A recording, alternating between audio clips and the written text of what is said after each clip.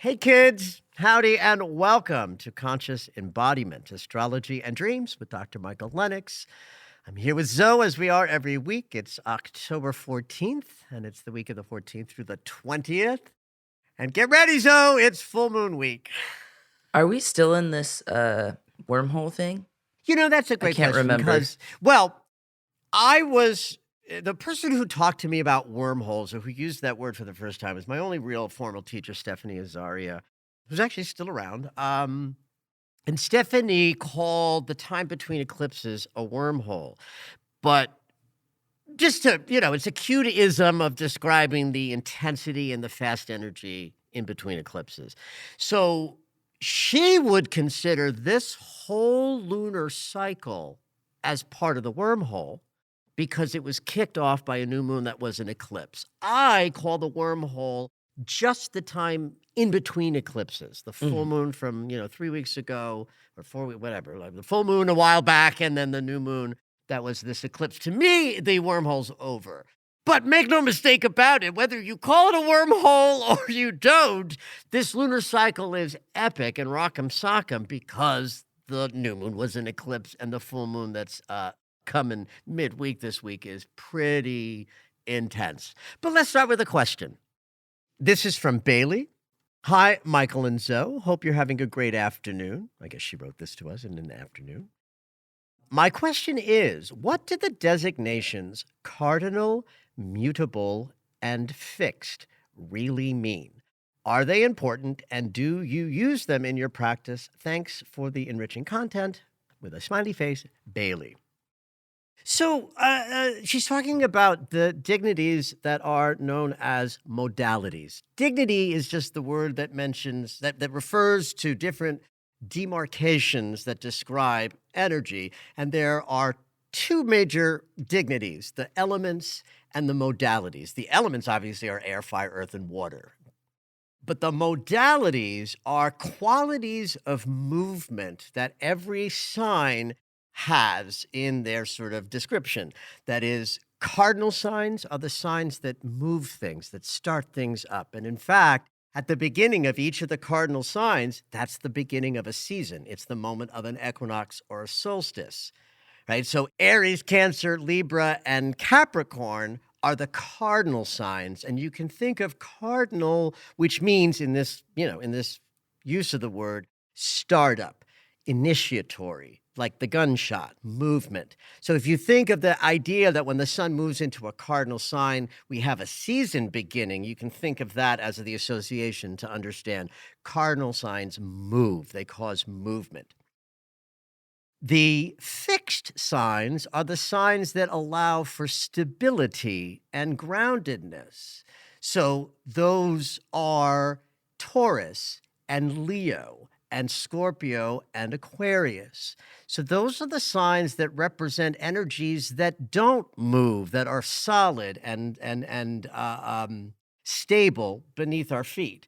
And then the mutable signs is what's left. It's Gemini, Virgo, Sagittarius, and Pisces. These are the qualities of movement and fluidity and change and flexibility.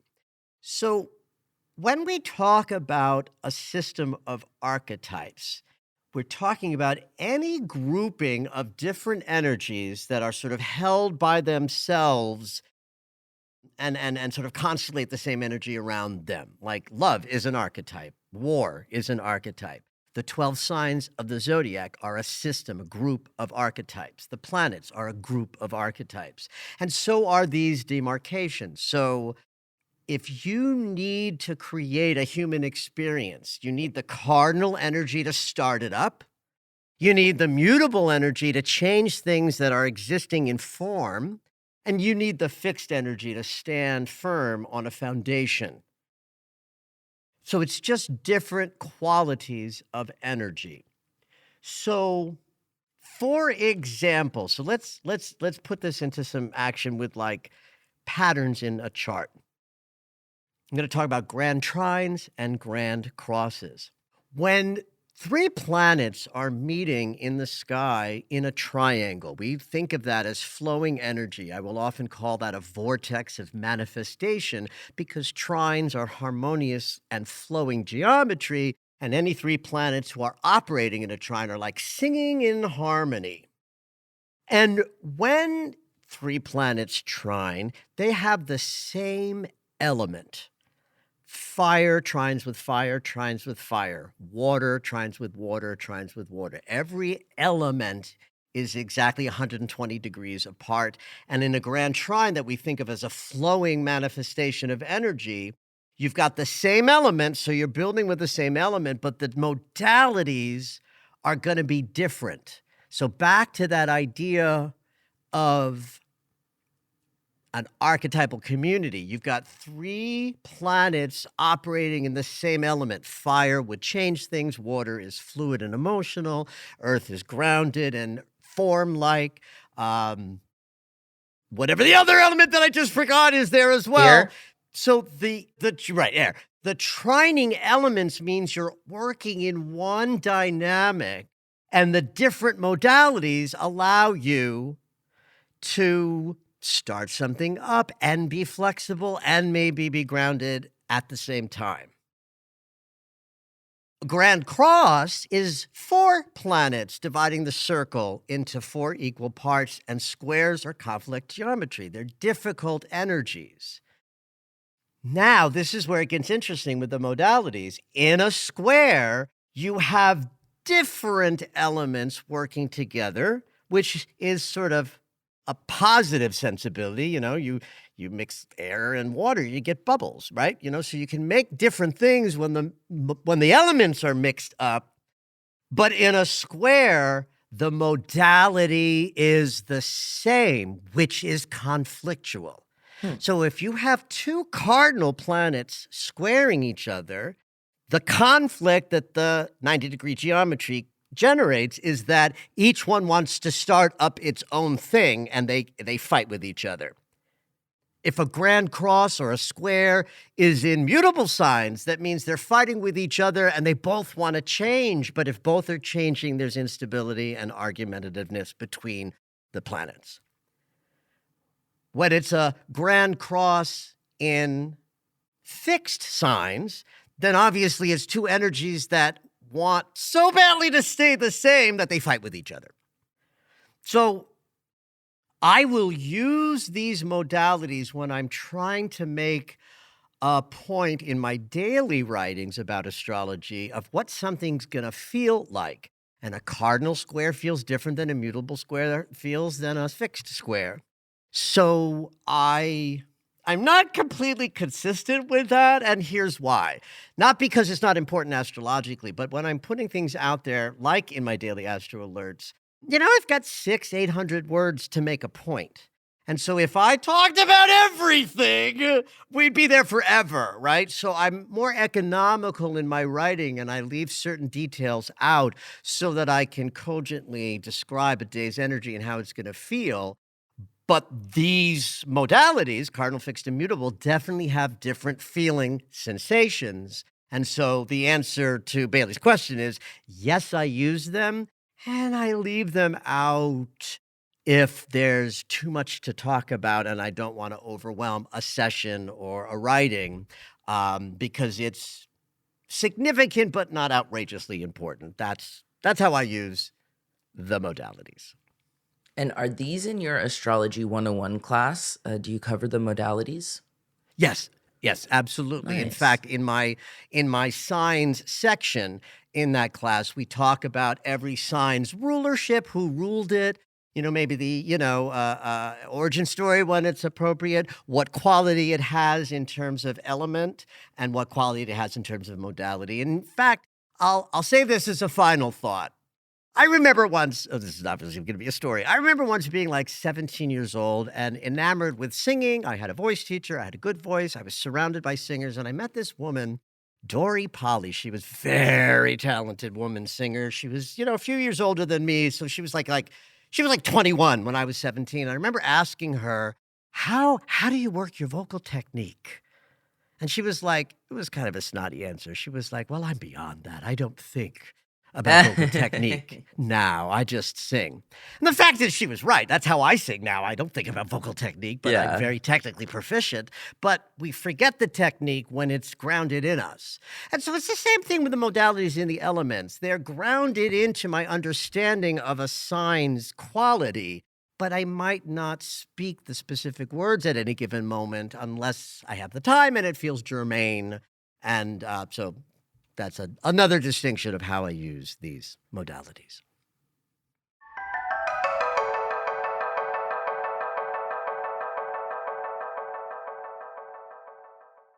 Now, it's a pretty slim week as things go, but right smack dab in the middle of the week, we have our full moon.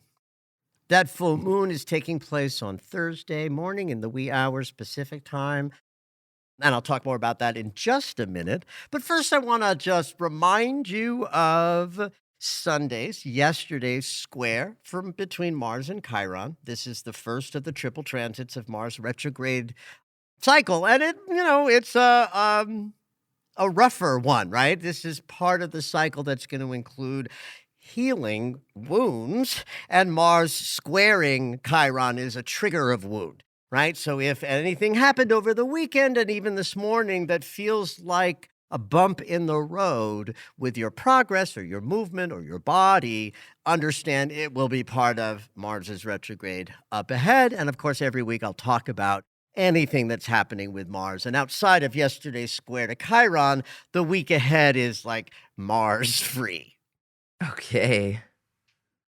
Now, there's something about Venus this week that is part of the full moon, but I'll just sort of separate and talk about it here that on the 17th, on Thursday of this week, Venus is going to leave Scorpio and enter Sagittarius. And that's going to be a relief for a lot of people. Venus in Scorpio is a little rough for us because she is so intensely over emotional and dramatic. And, the planet of love is in a sign she's not happy with. It's called detriment. This is another of the dignity, by the way. So dignities include the elements, the modalities, and things like this, where a planet is happy and where a planet is unhappy. And Venus is unhappy in Scorpio.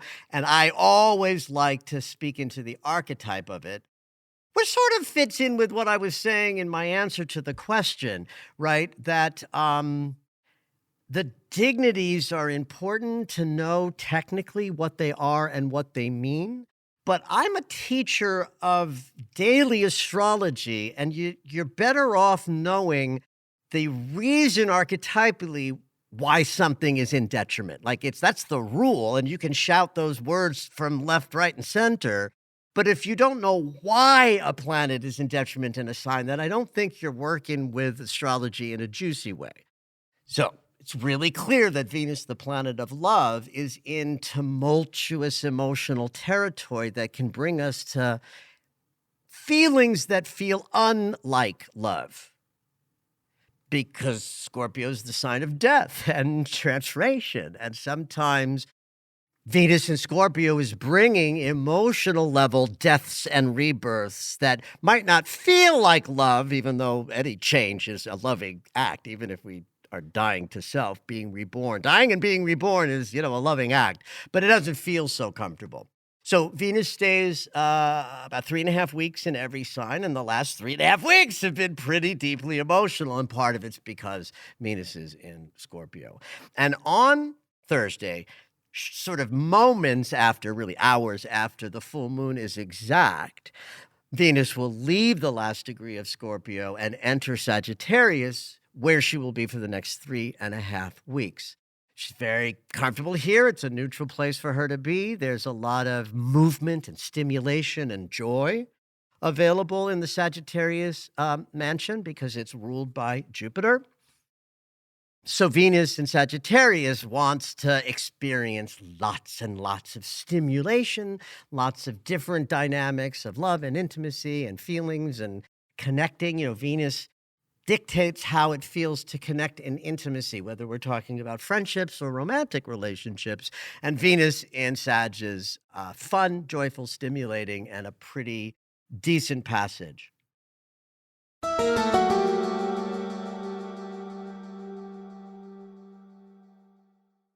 Sagittarius is a mutable sign. So here we go, an opportunity where I might not have mentioned this at all in the podcast, but for Bailey's question, right? And so now I'll sort of like everything I just said about Venus and Sagittarius does describe that Sag is a mutable sign, right? All that language of stimulation and movement and wants to experience things, that's a mutable quality.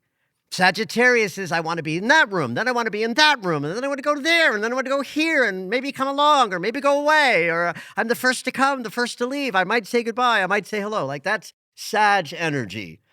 And so I describe it as a sensation, and then you can put together the idea of the dignity of mutable, at least as it's held by Sagittarius, is just what I described energetically that Venus will be expressing. So this is a nice shift and is very, very good news for anybody who's been in a more tumultuous healing narrative, which there's a lot of these days, especially in eclipse season. And this lunar cycle is all about relationships. So this becomes an important segue into our next little segment up ahead, talking about the full moon, because this lunar cycle was a Libra new moon cycle. Sun is still in Libra, so our conscious awareness is focused on how we relate to the outside world. Once that kicked off, with Venus in Scorpio, the combo would be, okay, I'm moving forward in my consideration of how I relate to others, and the feelings that come up are deep and tumultuous because Venus has been in Scorpio. And the moment we hit the full moon release, Venus is like, okay, my work in the operating room is done. And now I can move into more stimulating, fun, and joyful period of 3.5 weeks once the full moon surgery is over. Now, I'll talk about this again in the next segment, but because it's really elegant. I love moments like this in astrology, where if we anthropomorphize the planet's consciousness, Venus is like, yes, I'll hang out in the mansion of death and rebirth while the full moon is present, asking us to drop inner unconscious limits and blocks to better relationships.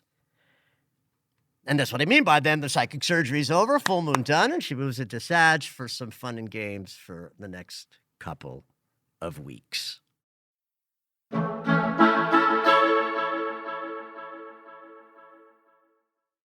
Full moon in Aries, Thursday morning, October 17th, 4:27 a.m. Pacific, so in the wee hours here, and it is a whopper.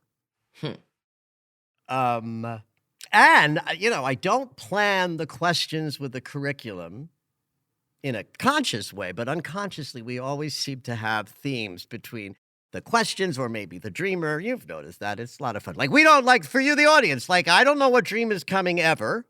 And I pick the question the morning of. So it's not like I'm thinking about what question will match the astrology. I just grab the question that hits my eye from the little file where I put the questions that come. By the way, keep the questions coming, kids.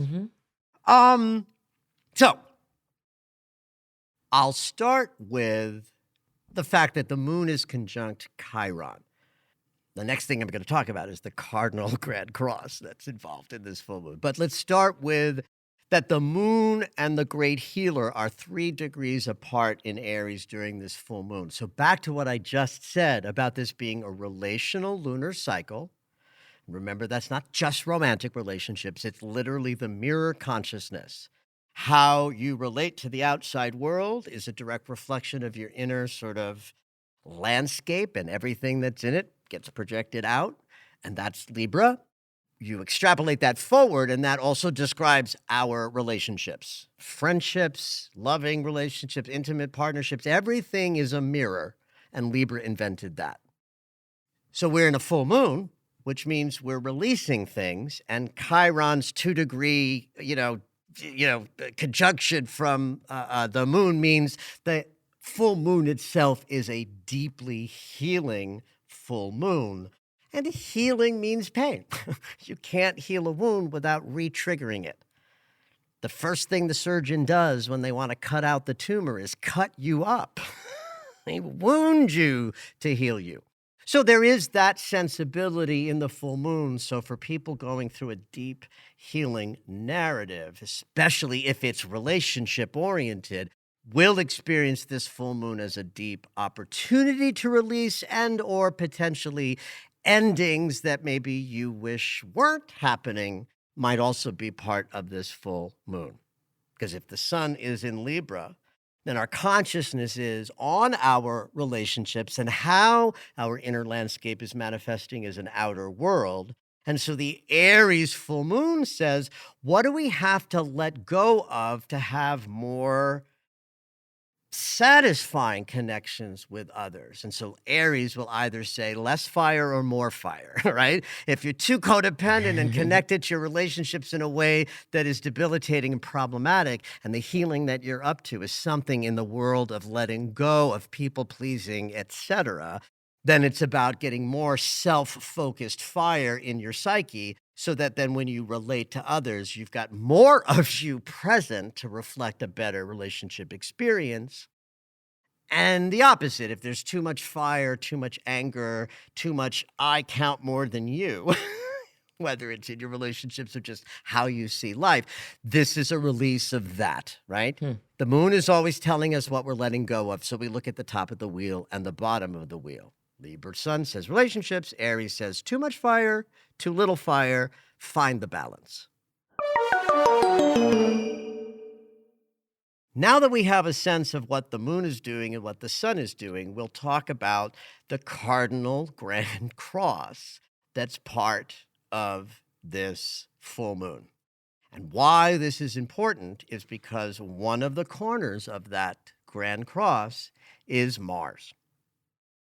Mars in Cancer is already engaged in his retrograde shadow, meaning everything that happens between October 5th behind us and December 6th ahead of us will be repeated in December and January thematically. Now, this isn't a triple transit that Mars is making, obviously, because he's not making any transits that will come back again, except the square to Chiron. That was on Sunday, which is kind of why I mentioned it again, because it's part of this full moon. Mars has moved a little bit, but he's moving slow because he's getting ready to retrograde. So that square is as vibrant on Thursday as it was on Sunday. Maybe 1 degree has Mars has moved since then. So what that means is the rock'em sock'em release and tumult of this full moon will bring up themes around changes and endings and transformations that are taking place in how you relate to others in the next 6 months, because Mars is part of this lunation in a very big way. On the other side of the sky is Pluto. Pluto is at 29 degrees of Capricorn, having moved back there recently.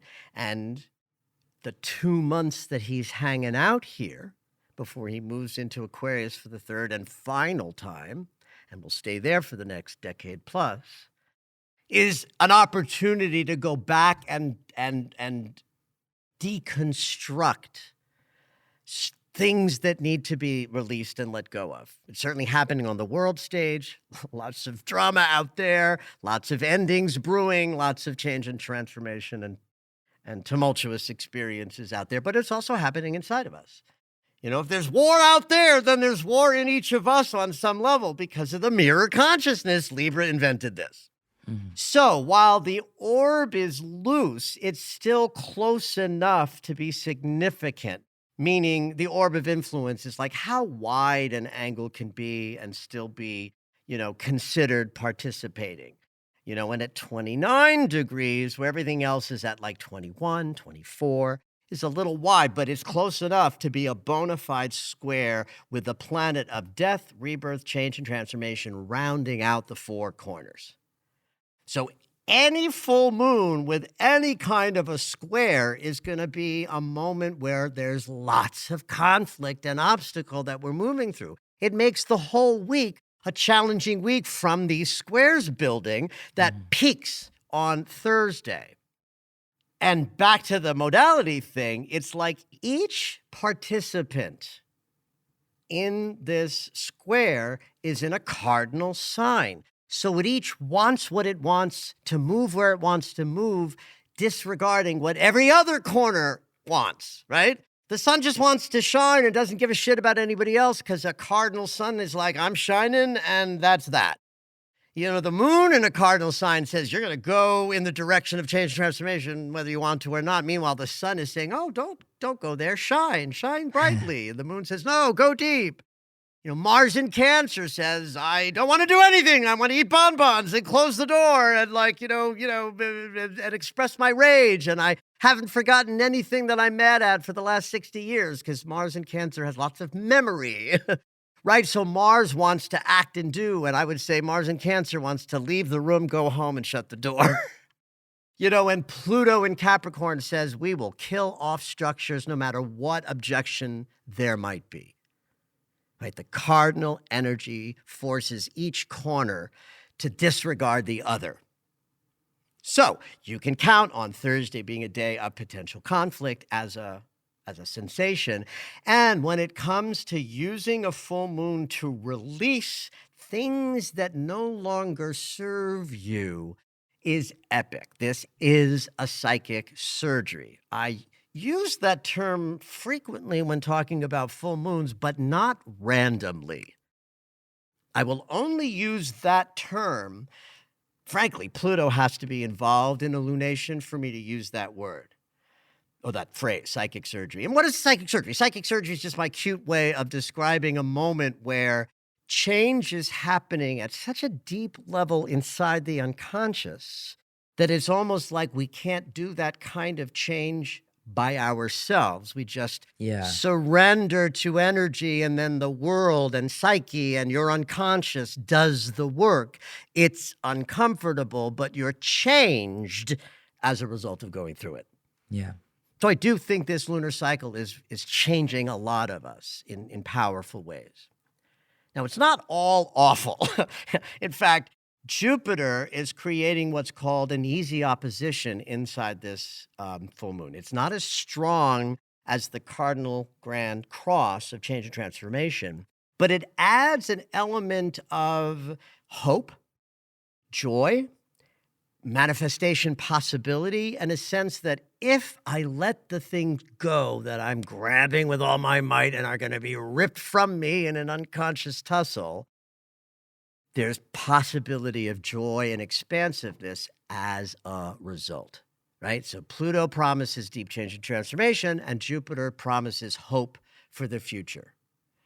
And if you're paying attention to astrology on a daily basis through my Red Robe videos or my daily Astro Alert subscription series, you know that just the other day, Jupiter and Chiron sextiled each other. And they'll hold this sextile for 2 months, into and through November, because it's going to hit again in November.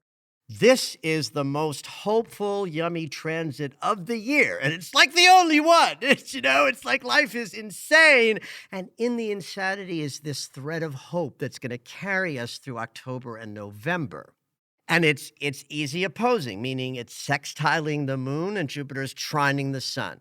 That means our conscious awareness is very easily connected to all the joy and the hope and the possibilities, Sun trine Jupiter. And the moon with the sextile means if you put in the effort, that is, if you allow the changes to occur, if you put your spiritual practice into gear and receive this full moon in an energetically receptive way, let the changes occur. That's the sextile. Sextiles require behavior. So the moon's ready to change your unconscious, and Jupiter's ready to install a kind of joy button as a result of it, but only if you're putting in the work of paying attention to your patterns and doing the work to heal and release and let go.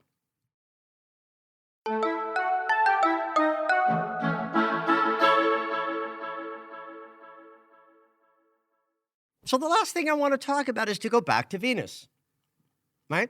The idea that Venus is at the 30th degree of Scorpio in the full moon is interesting because of Pluto's participation in the lunation. There's a thing called disposition, which is when a planet is moving through a sign, it gets its mood or disposition from the planet that rules the sign it's in. Mm-hmm. Pluto rules Scorpio. Makes sense. Disposition, Scorpio, intensity, death, rebirth. Pluto, death, rebirth. When Pluto was discovered, astrologers said this planet vibes with this sign. So Pluto was put in charge of Scorpio. That makes sense to me. Right. And Venus in Scorpio is in detriment because Pluto's on her ass. It's kind of the Pluto's, it's like the Hades Persephone kind of moment, but at the beginning, not when she becomes the queen of the underworld. But like at 0 Scorpio, you would think, oh, it's Persephone's being taken to the underworld. But by 30th degree, she's the queen of the underworld. So in this full moon, Venus is the queen of the underworld, sitting high on her underworld throne. She loves death and rebirth because she understands the destructive element of the feminine principle. So you've got this rock'em sock'em full moon capable of releasing deep unconscious patterns that inhibit our ability to have more powerful and juicy relationships. And so she's like holding out here during the psychic surgery. And the moment we're wheeled out of the operating room and into recovery, she leaves the intensity behind and lightens things up. And now Venus in Sagittarius is that hot dude who's the physical therapist in the movie, who gets the person to walk by being a kind of gentle giant. I mean, it's this beautiful trope of physical therapist. How many times have we seen that in a movie? Anyway, that's my little dad joke about the shift in the heart that postcedes this full moon. And then the rest of the week is fairly quiet in terms of the big things that I tend to talk about on the podcast. And you can certainly check out all my daily stuff to get the navigation of the other days. But this is it. The full moon is the big kahuna of the week. I think it's going to be intense on every level, including out there in the world at large. So expect some big world stage stuff during the week and personal changes and transformations as well. And as I like to say always, have at it. Did you know that Michael has a daily astro alert? If you enjoy hearing the weekly astrology, you might like knowing more about each day. When you subscribe for the daily astro alerts, you'll get an in-depth explanation of the day's astrology sent right to your email. Subscriptions are only $10 a month, or you can purchase the yearly subscription at the reduced price of $100. To subscribe, head over to michaellennox.com.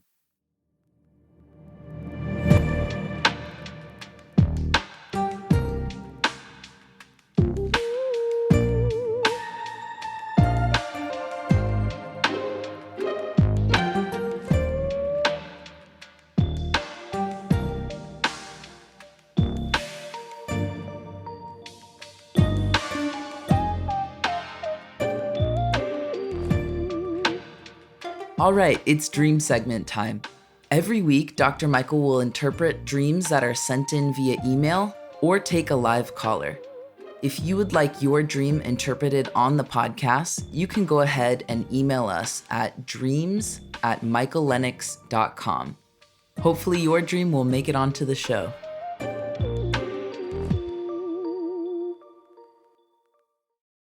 So this week we have an email in dream, and I just wanted to give a little bit of a content warning that it covers violence. Great. And Great. so You're warned. If you don't want to hear a violent dream. yeah. So Kalina says, good morning. It was morning for her. And thank you for all the joy and knowledge you put into the world. I subscribe to your daily alerts and social media, and I really appreciate the way you deliver the news in digestible bites. Yay. Thank you. Preface of the dreams with some current events for me. I am a 46-year-old single woman handing in my notice at work after almost 13 years, selling most of my things and going on sabbatical. Yeah, that's a huge moment when someone does that. I love it. I'll talk about that when I go over the dream. So happy for you. And obviously, I'm sure the dream is, rich with this. To this. Yeah, and so she's leaving a pretty toxic work situation with a narcissistic boss. She says, last night I remembered bits of two dreams. The first, I was in a hotel hallway with a few other people I don't know. I think we were heading out for some social activities, but not started yet. For some reason, we had to take the stairwell, and as we were just opening the door to the stairs, I got almost a glimpse into someone's mind that they were planning to assault me in the stairwell. So I made an excuse about forgetting something in my room and ran off. I also remember this other snippet. I was walking away from a home in the deep country where I was taking care of a young mentally disabled fellow. This is not anyone I know or a situation I've been in. And we were going to walk along the dirt road to go somewhere. The road was in a deep, lush green valley and led up the big hill somewhere. As we rounded the left almost 90-degree bend in the road, through a fence opening, I saw three young men, tall, white, blonde, all coming towards us with bats. And I told the man to run home. As I tried to provide a distraction and run myself, they caught me and beat me up. That's all I remember. I usually have silly, weird dreams, so I think that's why I remember these. Because they were both in the same night and right before the biggest life change I've had after having my son. I've survived a lot of violence, abuse, and trauma through much of my life, but I don't usually dream about it. Thanks, Kalina.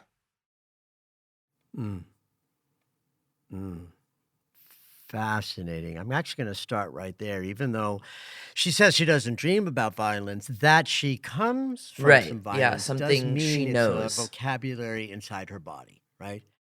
Right. So we have to make a connection to that, right? This is the value of knowing anything from a dreamer. Like we get this distinction so we can say, great. In fact, I would say it's important to note that she doesn't typically dream of violence, but because she tells us that her history includes that, and that part of what she's breaking off from in this 46-year-old world that she's living in now is like a breaking off from abuse, right? Saying no to that. So then violence in the past, which I'm going to imagine connects to early childhood trauma, violence in this dream makes sense because she's in well, she said, the second most major shift in her life.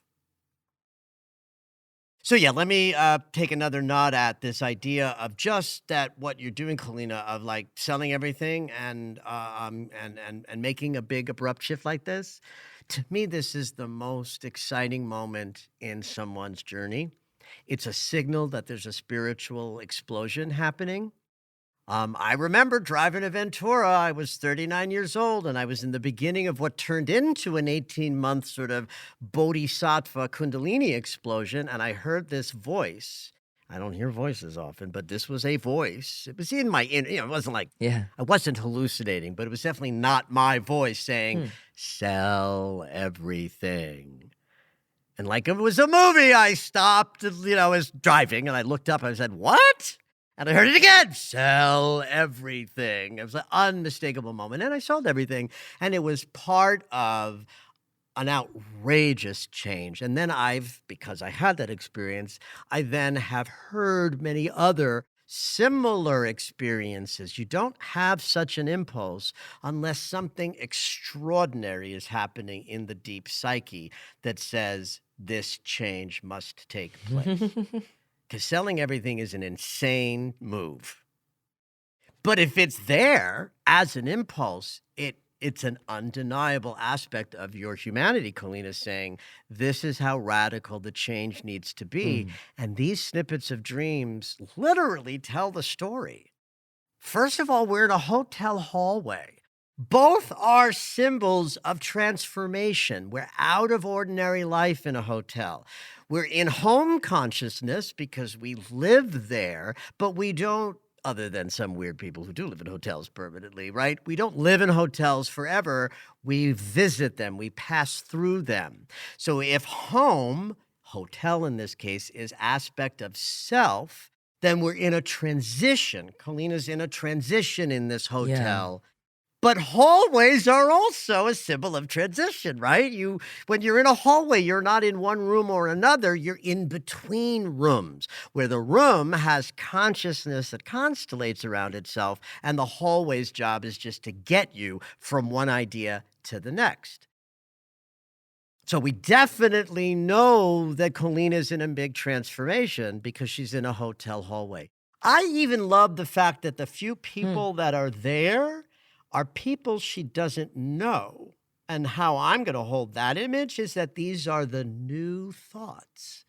New thought forms are rising up in Kalina's psyche, and they're unrecognizable. They're the people she doesn't know. And that if we're in a hallway, that we know then something important has happened and we're being led, right? Hallways mean we're being led somewhere. And of course, in this first snippet, there is something that she's being led to. It's social activities. Now, that's interesting. Social activities implies that Colleen is in consideration while in this transformation and change, what it's like to interact in her world outside. That's how I'm interpreting that there's an anticipation of social activities. Now, stairwells imply shifting of consciousness for exploration, right? If we're on a floor and there's a stairway, that implies an ability to explore below or above. We have different levels of our consciousness. And so while this one doesn't have whether she goes up or down, it actually doesn't sound like she gets anywhere because the hallway turns out to be a glimpse into someone's mind. But let's just say that when she walks into this stairwell, she's getting a message about the different layers of her consciousness up and down. And when I heard her say, I got a glimpse into someone's mind, I'm thinking it's hers. Oh. Who else's mind would she be glimpsing? It's her dream, her stairway. Yeah. I don't resonate with the idea that this proposed assault was actually bad or dangerous. Whoa. Okay. I wouldn't have guessed that here's one. why. It's like I'm not randomly saying that. Like, here's why. Sure. And see if this helps you see what I'm seeing. The dream is about change and transformation. Stairways are about change and transformation. Right. If we now know she's in her own, I'm deciding that this is her mind. She's glimpsing, which is, we know, changing in a big way, not just from the dreams, but from her context of her daily life. Like, everything's changing, right? So if everything's changing, can't that sometimes feel like an assault? Yeah. I mean, I have experienced big change in an arresting way. Yeah, so to me, I always build the story and can't negate the thing that came before it, right? So if we know we're in change and transformation, and we know that it's big in her daily waking life, then the glimpse and feeling like she has to run away from that is like her dream saying, you're in great change. And then the witness in the dream says, I'm not ready for that. This feels assaultive. I'm going to run away from the change and protect myself in my room. Now, this is not to me a bad thing. In fact, I sometimes think that when a dream is sort of reflecting a kind of resistance, that's the dream doing its job, right? So the first snippet says there are places that at the moment of the dream, Kalina's having an experience of resistance to going in the direction of. But the second snippet, I think, takes it to another story or another level because she does, in fact, get beat up. And I think this is good news. I don't think her getting beat up in the second half of the snippets is a bad thing. So let me tell you why. The first line of my notes, and pretty much what you said from her email, was that she's walking away from a home. That means she's leaving her old sense of self. She's walking away from the woman who tolerated a narcissistic boss for 13 years. She's walking away from the life that is now going to change because she's made this incredible space for something new. To me, that's walking away from a home. Even in deep country, how I perceive different landscapes, like say from city to suburb to country, is that the more organically close to nature we are, the more we're in a dream about our personal journey. And the more the landscape is suburban or urban, then I tend to think of that as more a reflection of our shared journey. Right? So in deep country, to me, tells me she's walking away from a very fundamental aspect of self. So the first character we meet as she's walking away from the home is this young disabled fellow. And if I'm remembering correctly, he's sort of helpful-ish, right? Nope, he's just there. So he's neutral. He's pretty neutral, and he doesn't really Okay. do anything. Like, he's just there, and then she says, Got hey, it. go run. Got it. So if he's just there in neutral, then he's reflecting something that's part of Kalina. Like he's with her as she walks away. And you could say that the young disabled fellow that's neutral but with her is like her old wounds walking with her. Disabled young fellow strikes me as a good reflector of my inadequacies, my unworthiness, my wounds, the disabled young fellow. So I actually even like this image. It's like we're never free of our shadow, ever, right? We just get a smaller shadow or bigger self or however you want to, language that. So the fact that she's with this young disabled fellow is like her walking comfortably with her wounds. And then there's all of these beautiful images of where she's being taken, which is rich with sort of heartfelt yummy, the lush green valley and the hill. It's very idyllic. So that tells me she's moving toward her heart more of a heart-centered experience. But then there's the 90-degree bend. Now, there's another way I think that our podcast episodes sort of work in synchronicity because we just got taught, like, I didn't know a dream was coming, and I talked all about all of these 90-degree, in the top of the episode. So a 90-degree bend to me is the change and transformation, conflict, and obstacle, right? That's her life is asking her to make a hard right or a hard left, not go forward anymore. So this 90-degree bend in the second snippet to me is I've made the change. I've turned left or I've turned right. Through fence opening, that's like I broke some old boundaries. But in doing so, now comes the powerful change transformation as represented by 3 young men. That's a divine number. 3 is the number of divine creativity. I'm guessing blonde might be shadow or contra to Kalina, right? She's probably not a tall blonde man. She's probably not tall and blonde, I'm guessing. Now, there's something interesting. She tells him to run home. That again tells me that he's important. He's the part of Colina that holds the wound that needs to be never thrown away. We can seek to heal our wounds, but the minute we hate them, we're in trouble because they're part of us. So the idea that she says, no, you run home, that to me says, you're a quality I want to keep and preserve. I want to be aware of my wounded spaces so I can treat them kindly and save and help them. And then the distraction moment is just like, how can I avoid this inevitable change and transformation? And I think that her being beaten up is a beautiful symbol of facing the assaultiveness of radical change and the scariness and the instability that generates. And then allowing her to be beat up is exactly what's needed for her to meet the chapter with a little bit more hope and less fear. Because she faced the fears in the dream. Yeah. And that's sometimes what dreams are helping us do.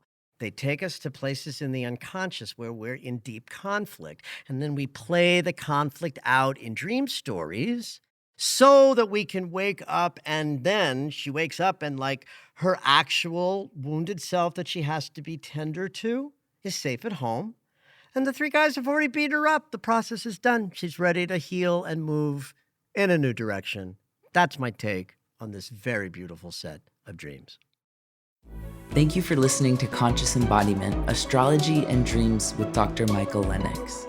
You can find us on Apple Music, the iHeartRadio app, and anywhere you find your favorite shows. Head on over to michaellennox.com for information on astrology readings, the Daily Astro Alert subscription, upcoming classes, and to join the mailing list.